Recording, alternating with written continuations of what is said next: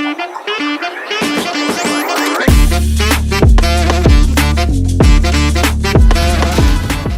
teman-teman semuanya, selamat pagi, selamat datang di podcast kami. Perkenalkan, nama saya Arna. Pada kesempatan kali ini kami akan membahas salah satu tema terkait pelayanan publik yang berbasis digital. Oke, pada kesempatan hari ini juga kita kedatangan pemateri nih. Mungkin saya perkenalkan dulu. Yang pertama ada Pak Widi. Selamat pagi Pak Widi. Pagi semua. Selanjutnya ada Pak Andreas. Selamat pagi Pak Andreas. Selamat pagi semuanya. Selanjutnya ada Pak Hafiz. Selamat pagi Pak Hafiz. Selamat pagi semua. Oke teman-teman, biar kita nggak kaku ya, karena kita budaya Melayu itu dimulai dengan pantun. Baik, saya akan memulai acara pada pagi hari ini dengan pantun juga. Pagi yang cerah meminum kopi panas, buka aplikasi saldo pun jelas. Karena tema pada pagi hari ini terkait pelayanan digitalisasi. Baiklah, sebelum kita mengupas terkait materi ini, sebelumnya kita lihat video yang berikut ini. Perbankan yang dulunya menggunakan metode konvensional saat ini mau tidak mau bertransformasi menjadi digital banking. Untuk dapat mengimbangi perkembangan teknologi pada digital banking, maka kita juga harus beradaptasi dan perlu menyiapkan beberapa hal, antara lain digital talent. Melalui kelas ini, saya berharap semua menjadi lebih siap untuk beradaptasi pada perubahan terkait perkembangan teknologi di dunia perbankan yang saat ini sudah masuk dalam era digital banking. Nah, sekarang saya bertanya dulu ke Pak Widi. Pada zaman yang sekarang ini kan urusan serba digital ya Pak ya. Nah, urusan perbankan itu juga mulai berubah. Nah, kali ini karena info yang kita terima itu perbankan katanya praktis, katanya cepat, dan jadi layanan masa depan keuangan. Gimana nih komentar Bapak? Ya, terima kasih Bu Arna. Betul sekali. Memang pada saat sekarang ini kita di dunia perbankan sudah mulai melakukan transformasi besar-besaran. Terlihat bukan hanya di kami, kebetulan saya memimpin di salah satu departemen IT di salah satu bank digital di Indonesia. Tapi saya melihat memang dari bank konvensional sendiri hari ini sudah mulai ikut ke dalam fenomena ini. Jadi layanan-layanan yang dilakukan seperti pembukaan rekening itu semua sudah jauh berbeda dengan yang dulu. Kalau dulu mungkin kita masih datang ke kantor fisik. Kalau sekarang itu kebetulan di saya ini kan bank digital yang memang sama sekali tidak ada kantor fisiknya, Ibu. Nah, itu betul-betul semua layanan itu digital. Mulai dari pembukaan rekening sampai dengan penerbitan kartu, kita tidak ada lagi. Semua customer service kita itu betul-betul sudah digital. Oh, betul sekali berarti Pak ya. Berarti kalau setahu saya dulu kita membuka buku rekening itu mesti ke kantornya. Betul. Terus harus bawa segala macam persyaratan. Iya. Terus mesti ngantrinya panjang. Dan mungkin sekarang udah mulai mengikuti zaman, mungkin sekarang Iya. udah mulai mengikuti era zaman ya Pak ya. Betul sekali, Bu. Karena begini, memang waktu itu kan jadi salah satu hal yang paling utama dalam pelayanan ya, Bu. Betul. Ketika kita harus mengantri, ketika kita harus datang ke kantor fisik, itu mungkin betul-betul menyita waktu seperti itu. Sementara hal yang ingin kita dapatkan itu sebenarnya bisa didapatkan dengan mudah. Nah, itulah kenapa kita tawarkan solusi digital, solusi transformasi ini yang betul-betul menyeluruh. Tidak ada lagi layanan fisik. Jadi orang di rumah saja membuka rekening dalam waktu 5 menit itu sudah jadi rekeningnya.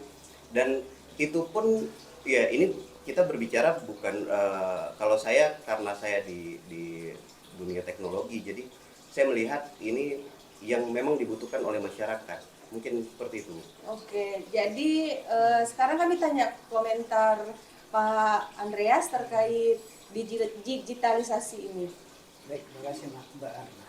Memang kalau kita bicarakan terkait dengan perbankan digital sebagaimana disampaikan oleh Pak Widi tadi, memang benar. Saat ini kita juga tidak bisa menolak kemajuan zaman ini.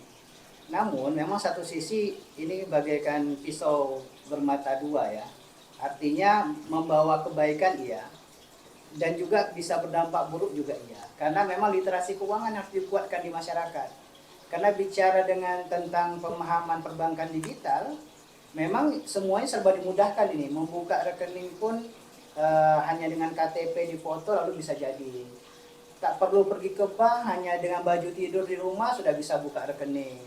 Namun di satu sisi juga literasi keuangan masyarakat harus dikuatkan. Bagaimana mereka menggunakan aplikasi digital secara bijak.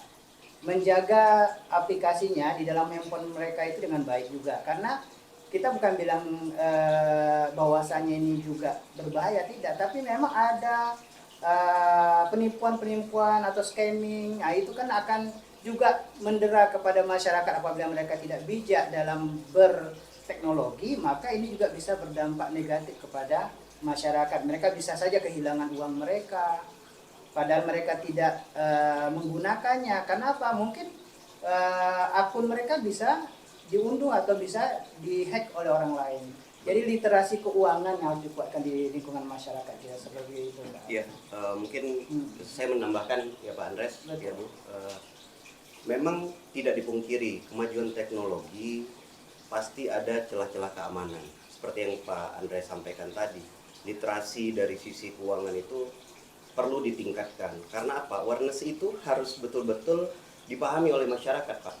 Karena ketika kita merubah pola, suatu pola itu bukan berarti semuanya itu langsung berubah seperti itu.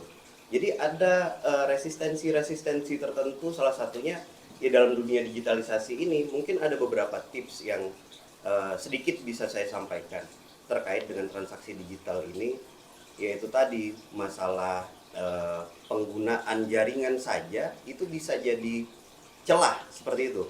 Nah, kita sering nih biasanya di kafe-kafe saat kita mau melakukan transaksi itu agak dihindari ketika kita harus menggunakan wifi publik seperti itu. Karena di situ juga ada celah keamanannya. Jadi bukan hanya dari sistem yang ada di dunia perbankan itu sendiri, tapi lebih tepatnya ini semua ekosistem. Jadi betul yang Pak Andreas tadi sampaikan terkait dengan edukasinya, masalah keuangan digital ini juga harus difahami seperti itu. Oke, baik Pak. Jadi betul ya yang disampaikan tadi dari segi keamanan, ya kita sebagai pengguna layanan itu memang harus betul-betul menjaga ya Pak ya. Baik, karena tadi disinggung terkait jaringan, nanti kita juga akan meminta persepsi terkait jaringan yang digunakan oleh pengusaha-pengusaha kita yang berada di pinggiran, mungkin karena terkait jaringan atau segala macam tantangan-tantangan yang ada di pulau-pulau terluar. Tapi sebelumnya kita tanya dulu nih tanya dulu ke Pak Hafid, karena Pak Hafid juga ini pengguna layanan sebagai pengusaha. Mungkin ada gambaran-gambaran Pak di mana layanan digital ini mempermudah usaha Bapak. Baik, Silakan. terima kasih Mbak Arna kesempatannya. Pak Widi, Pak Andreas, Ya, mungkin Pak.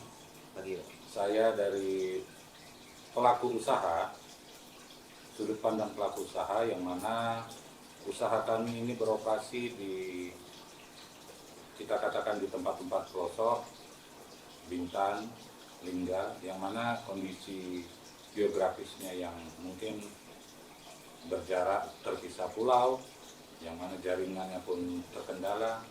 Nah, saya sebagai pengusaha tertarik sebenarnya apa yang Bapak-Bapak sampaikan untuk pemanfaatan digital perbankan ini, dan saya rasa jika ini dapat kami aplikasi untuk kepentingan kami, ini akan menjadi keuntungan bagi kami dari efektivitas waktu, biaya mungkin. Nah, saya ada kendala yang saya di pikiran saya ini, apakah jaringan itu dengan inovasi yang Bapak-Bapak sampaikan tadi terhadap security karena jaringan itu terlalu jauh, dan bagaimana itu untuk keamanan cash flow dari keuangan kami? Mungkin butuh tanggapan dari Bapak-Bapak. Terima kasih. Mungkin Baik, Pak, Pak Widi dulu ya Pak Iya. ya. Silakan Pak. Saya mencoba menjawab pertanyaan dari Pak Hafid tadi. Kalau dilihat dari ininya Pak, karena Bapak ini kan pengusaha Pak, jadi memang kita membagi dua segmen Pak. Jadi di layanan kita, di layanan digital kita ada segmentasi yang personal untuk masyarakat, yang individu, yang betul-betul hanya dia aja yang menggunakan. Tapi kalau untuk Bapak ini karena Bapak pelaku usaha, di sini kita juga menyediakan layanan digital khusus untuk bisnis Pak. Oh, gitu. Seperti itu. Jadi yang pasti dari sisi keamanannya itu lebih tinggi karena kita betul-betul menjaga itu. Mulai dari sisi jaringan, ini tidak lebih personal. Kalau personal kan betul-betul jaringan yang digunakan jaringan pribadi nih Pak. Tapi kalau ke arah bisnis kan tidak mungkin Bapak yang langsung mengelola. Pasti kan Bapak juga punya divisi-divisi terkait dengan keuangan yang menangani masalah cash flow keuangan Bapak seperti itu. Tapi ini sudah kita pastikan Pak, dari sisi clustering jaringannya itu sudah betul-betul kita perhatikan Pak. Mungkin kalau untuk keamanannya saya rasa Bapak tidak perlu meragukan lagi. Mungkin seperti itu. Mungkin Pak Andreas ada tambahan? Ya, kalau dari saya, mungkin Pak Hafid sebenarnya tidak perlu ragu penggunaan aplikasi ataupun perbankan digital ini. Memang yang Bapak sampaikan tadi itu pasti memudahkan dari segi waktu dan juga dari sisi jarak dan sebagainya. Bapak nggak perlu lagi datang ke perbankan, membawa buku rekening ataupun membawa cek dan sebagainya. Namun di satu sisi saya ingin menambahkan, memang kalau yang disampaikan oleh Pak Widi tadi adalah bagaimana ada pelayanan bisnis, tapi juga Bapak harus memahamkan penggunaan aplikasi ini. Artinya jangan sampai kemudahan ini juga Bapak mudahkan dalam memberikan security ataupun passwordnya kepada staf Bapak. Itu harus Bapak jaga. Jangan sampai nanti kemudahan malah membuat Bapak tekor, rugi gara-gara apa? Manipulasi yang dilakukan oleh staf-staf Bapak. Itu juga yang harus Bapak jaga, bukan hanya security dari sisi jaringan, tapi security dari sisi autorisasinya. Cukup Bapak yang memegang security-nya atau password-nya, jangan terlalu mudah diberikan kepada staf yang tidak Bapak percaya. Itu juga salah satu hal yang harus Bapak jaga. Mungkin saya menambahkan dari Pak Andreas, memang tidak ada yang salah dari yang Pak Andreas sampaikan. Tapi itu tadi Pak, karena segmentasinya berbeda, jadi ketika layanan ini khusus untuk bisnis, itu juga berbeda Pak. Jadi kalau untuk yang bisnis itu, dia tidak otorisasi di satu akun saja. Jadi ada pembagian otorisasi seperti itu. Mungkin manajer accountingnya tersendiri, Pak Hafid sebagai ownernya juga tersendiri. Jadi di situ pun ada tingkatan otorisasi yang ketika ini butuh otorisasi Pak Hafid sebagai owner, itu juga akan dilakukan. Seperti misalnya permintaan persetujuan Pak Hafid sebelum pengeluaran biaya dana seperti itu kan. Nah, jadi memang berbeda. Artinya gini Pak, memang satu sisi karena tidak banyaknya jumlah sumber daya terkadang, dan juga kemampuan owner ini kan tidak semuanya merata bisa menggunakan aplikasi. Itu yang kita pandang itu. Nah, kadang yang menjadi masalah terlalu percaya. Tadi apa? Memang bank secara security sudah menjaga ini, ada fasenya. Tapi tidak semua pengusaha kita punya latar belakang pendidikan yang baik gitu, Pak. Sehingga memang itu menjadi pesan kita dari sisi saya sebagai pengamat. Kadang mereka merasa aman, secure, dia lupa gitu. Semua sampai ke otorisasi diberikan kepada satu orang. Padahal dalam sistem informasi akuntansi otorisasi itu memang harus dijaga.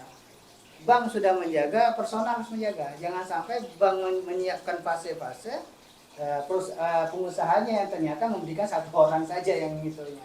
Mungkin Iya. seperti itu mungkin. Iya. Berarti tambahan saya dari menangkap kita. tadi penjelasan dari bapak-bapak ini, mungkin untuk pelaku usaha, jadi pelaku usaha itu berarti tidak menggunakan, bukan semata-mata seperti seperti kita gunakan seperti biasa ya Pak ya. Betul. Pak ya, seperti kayak mungkin m-banking Iya. kita mungkin sama satu orang kita selesai. Tapi kalau mungkin untuk bagi pelaku-pelaku usaha mungkin kan menggunakan autentifikasi berarti ya Iya. Pak ya.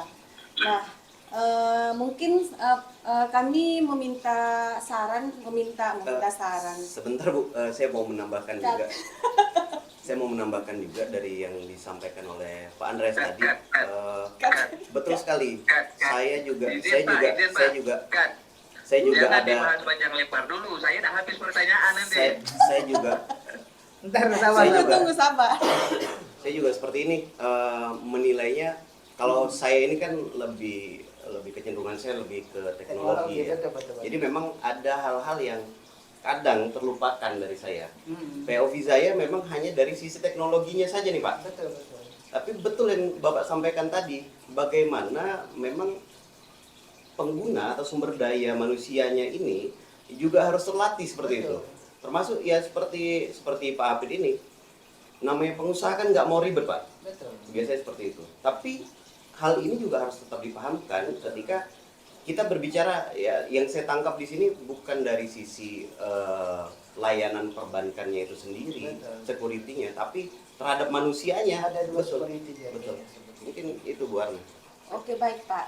Berarti tadi sudah disampaikan oleh pemateri-pemateri. Nah, sekarang saya mungkin meminta gimana tanggapan para pelaku, bukan pelaku ya, para pengguna layanan. Nah, di sini kita terhubung dengan Pak Febri. Bisa dengar suara saya, Pak Febri? Bisa. Oke, Pak Febri. Baik. Ini karena Pak Febri sebagai pengguna layanan di luar pulau ya Pak ya, kan digitalisasi ini kan menggunakan jaringan-jaringan. Jadi di Kabupaten Natuna itu seperti kita ketahui bahwa Kabupaten Natuna itu terletak di ujung utara Indonesia. Nah, gimana tanggapan Pak Febri terkait solusi-solusi yang disampaikan oleh pemateri kita pada pagi hari ini? Silahkan Pak Febri. Baik. Selamat pagi. Assalamualaikum warahmatullahi wabarakatuh. Waalaikumsalam. Pagi Pak Febri. Pagi Pak Febri, sehat. Sebelumnya saya perkenalkan diri dulu. Nama saya Febri Adi. Saya tinggal di sebuah pulau di ujung utara Indonesia, yaitu Kabupaten Natuna. Baik. Saya menanggapi sangat-sangat menarik terkait program perbankan digital ini. Tetapi kami yang tinggal di pulau yang dengan transportasinya agak terjangkau, apalagi jaringan internet yang sering gangguan. Nah, mungkin dalam layanan ini kami akan selalu mendapatkan problem dalam artian masalah terkait jaringan. Terus juga masyarakat seperti kami, seandainya untuk melakukan transaksi keuangan itu sendiri, mungkin bingung bagaimana transaksi pembayaran ataupun penarikan. Terus jika ada kesalahan di dalam transaksi tersebut, kemana harus kami menghubungi? Sementara jaringan kami saja pas-pasan. Jadi mungkin akan jadi kendala besar di daerah pulau-pulau seperti yang tempat saya tinggal pada saat ini gitu Bapak. Mungkin Pak Widi atau Pak Andreas bisa menanggapi dulu terkait yang disampaikan oleh Pak Febri tadi. Ya mungkin saya coba menjawab dari pertanyaan Pak Febri tadi ya Pak. Karena ini memang di faktor eksternal ya seperti itu Pak. Karena memang ketersediaan jaringan itu di luar dari kewenangan layanan kami seperti itu Pak. Ini kan ada tanggung jawab tersendiri terhadap bagaimana pemerataan jaringan Pak. Mungkin ini lebih ke pemerintah Pak seperti itu. Tapi tetap jadi catatan juga bagi kami untuk daerah-daerah seperti Bapak ini yang berada jauh dengan akses ya yang stabil ya seperti itu. Karena memang keamanan itu juga, jaringan itu juga bagian dari keamanan, Pak. Jadi ketika yang Bapak sampaikan tadi, Bapak lagi sedang mau melakukan transaksi, tiba-tiba jaringannya terputus. Nah, masalah itu pasti ada seperti itu, Pak. Dan Bapak sampaikan juga tadi, kemana Bapak harus mengadukan atau sementara bank fisik tidak ada. Karena memang tingkat kepercayaan itu lebih tinggi ketika kita bisa bertemu langsung. Contoh seperti Bapak tidak bisa menarik uang di ATM, ketika kantor buka Bapak bisa melapor, itu Bapak lebih merasa aman seperti itu ya Pak? Ketimbang harus menelpon ke customer service, benar ya Pak? Nah, dan menunggu jawaban, apalagi customer service ini memang tidak dirancang untuk menyelesaikan masalah Pak. Customer service itu hanya dirancang untuk mengumpulkan informasi. Tapi nanti ada tim-tim sendiri yang menangani masalah itu terkait dengan teknis. Itu juga menjadi kendala kita mungkin Pak. Salah satunya ketika ini secara masif diberlakukan layanan digital ini, apalagi sampai di satu titik memang semua perbankan itu sudah bertransformasi ke layanan digital tanpa ada penambahan jaringan-jaringan cabang di daerah. Mungkin betul Pak, itu salah satu yang mungkin kedepannya juga itu jadi aspek pertimbangan bagi kami dari pihak bank untuk bagaimana tetap memberikan layanan fisik karena dengan kondisi-kondisi tertentu tadi Pak. Mungkin itu Pak, mungkin ada tambahan dari Pak Andres atau? Silakan Pak, mau ditanggapi? Nah, memang kalau yang tadi pertanyaan Bapak sudah dijawab oleh Pak Widi, sudah sangat baik ya. Artinya memang Bapak sampaikan itu di lapangan. Ini hanyalah sebuah pilihan bagi kita sebagai masyarakat, bagaimana kita memiliki pilihan selain ada bank konvensional, sekarang ada bank digital.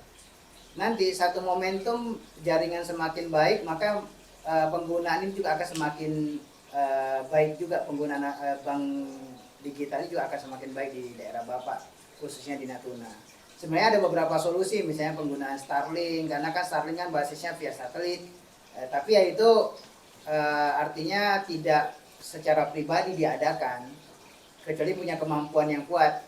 Dan penggunaan internet itu bukan hanya untuk pribadi, hanya sekedar untuk perbankan saja, tapi kan bisa digunakan untuk banyak hal. Tapi itu menjadi masukan bagi pemerintah ataupun bagi perbankan sendiri, bagaimana mereka juga harus mampu mencapai ke tahap daerah-daerah yang terpencil ataupun terpinggirkan, seperti baik itu di Natuna maupun di daerah-daerah lain, seperti itu. Mungkin itu tambahan dari saya. Oke, berarti tadi saya menangkap, berarti kalau misalnya seperti yang ditawarkan tadi, kalau untuk bank digital berarti kan mulai dari administrasinya gratis ya, kalau tidak salah tadi yang disampaikan. Terus untuk keuntungan-keuntungan yang didapatkan itu mungkin ada contohnya promo-promo ya Pak ya. Dari untuk pengusaha nih, kira-kira apa nih yang bisa didapatkan oleh pengusaha seperti Pak Hafid dan Pak Febri ini dengan menggunakan layanan digital tersebut? Silakan Pak.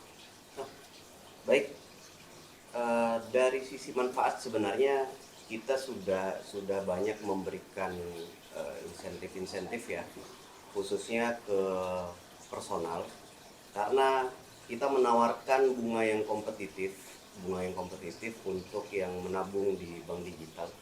Kenapa ini bisa dilakukan? Karena salah satunya kita tidak perlu lagi kantor fisik, Bu. Jadi kantor fisik ini kan menguras operasional juga. Terus juga dari sisi marketingnya, kalau dulu harus ada kantor fisik itu ada marketing yang harus dibayar. Nah, dengan bank digital ini, dana-dana operasional itu tadi kita alihkan, Bu. Kita berikan insentif-insentif itu terhadap personalnya tadi dengan cara sudah tidak ada biaya untuk transfer seperti itu. Terus juga kita memberikan bunga-bunga yang ya mungkin kalau dibandingkan dengan bank-bank konvensional, ini jauh lebih menggiurkan. Nah, ini juga bagian dari strategi bank digital untuk bagaimana masyarakat itu tertarik.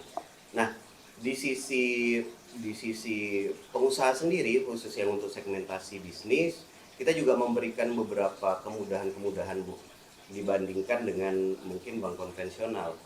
Ya, salah satunya itu dengan manajemen QRIS, ya, ini sudah tidak lagi seperti dulu yang betul-betul ini sudah menyatu, terintegrasi dengan sistem. Dan biasanya terkait dengan QRIS ini, pengusaha itu dibebankan atas MDR. MDR itu biaya layanan ketika Transaksi ya. bukan, transaksi itu biasanya tidak dikenakan biaya, tapi ketika pengusaha ini mau withdraw uangnya dari akun tersebut, itu biasanya ada biaya MDR yang dibebankan. Nah, kalau dengan bank digital ini kita gratiskan, Ibu. Mungkin seperti itu kalau dari pengusaha. Jadi makanya ini kadang kalau misalnya kita belanja di merchants yang di bank konvensional seperti itu, yang masih menggunakan edisi, itu kan charge-nya biasanya besar, Ibu. Betul. Nah, dengan layanan kami ini kita potong, kita pangkas biaya-biaya ini, itu juga jadi salah satu daya tarik, Ibu.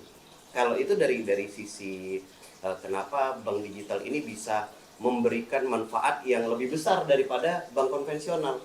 Jadi ya, jangan beranggapan ketika kita memberikan seperti ini kita sedang promosi, tidak. Ini tetap bisa konsisten kita lakukan ketika memang kita tidak lagi butuh operasional besar untuk ketika bank ini konvensional yang ada fisiknya, seperti itu. Maaf sebelumnya Pak, tapi saya tanya dulu. Seperti kita ketahui kalau bank konvensional selama ini kan menerapkan tarif yang lumayan, bisa dibilang lumayan ya per transaksinya. Nah pada saat ada potongan, setahu saya itu kan untuk membayar para karyawan yang berada di BUMN ya, kalau tidak salah. Nah itu kalau misalnya bank digital tidak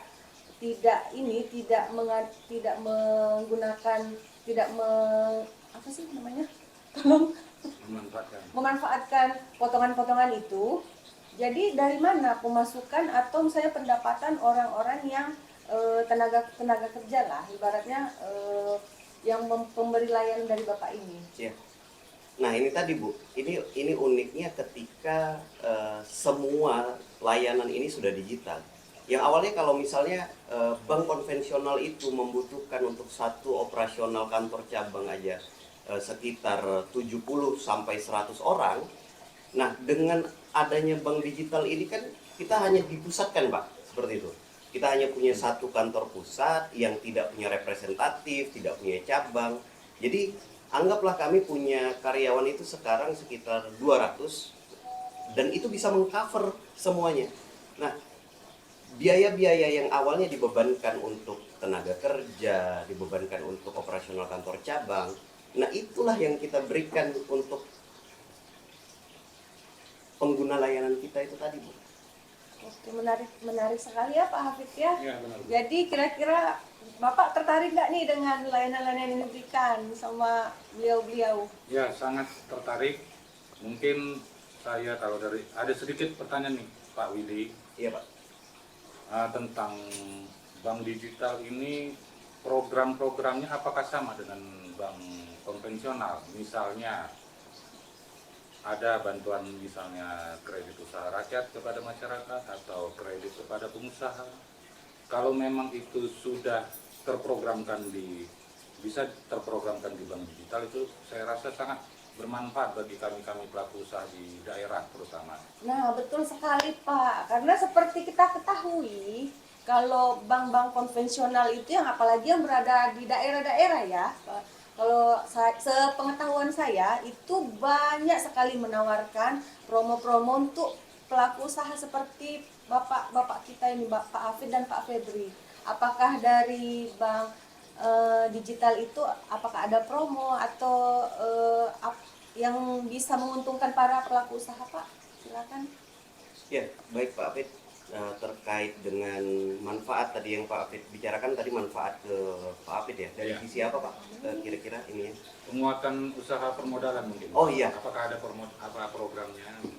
Jadi begini Pak Apit, kalau terkait dengan layanan Pak Apit kan membandingkan nih, ya saya tahu juga dari sisi pengusaha pasti mana nih yang lebih ini seperti itu kan.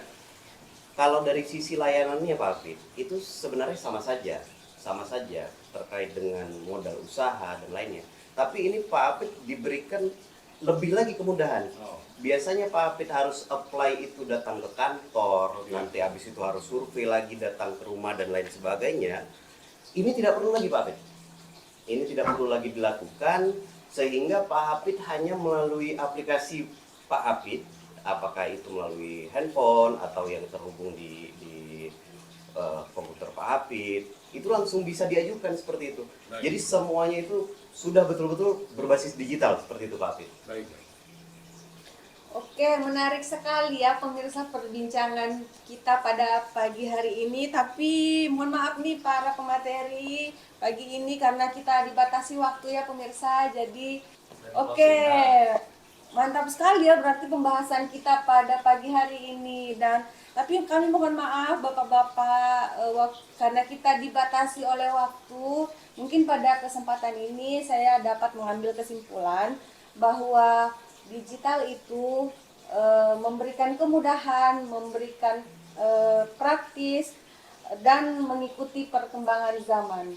Dan tapi perlu kita ingat bahwa teknologi itu bukan cuma alat, tapi bijak dalam menggunakannya adalah kunci. Baiklah, demikian podcast kita pada pagi hari ini. Lebih dan kurangnya mohon maaf. Assalamualaikum warahmatullahi wabarakatuh. Terima kasih bapak-bapak. Waalaikumsalam warahmatullahi wabarakatuh.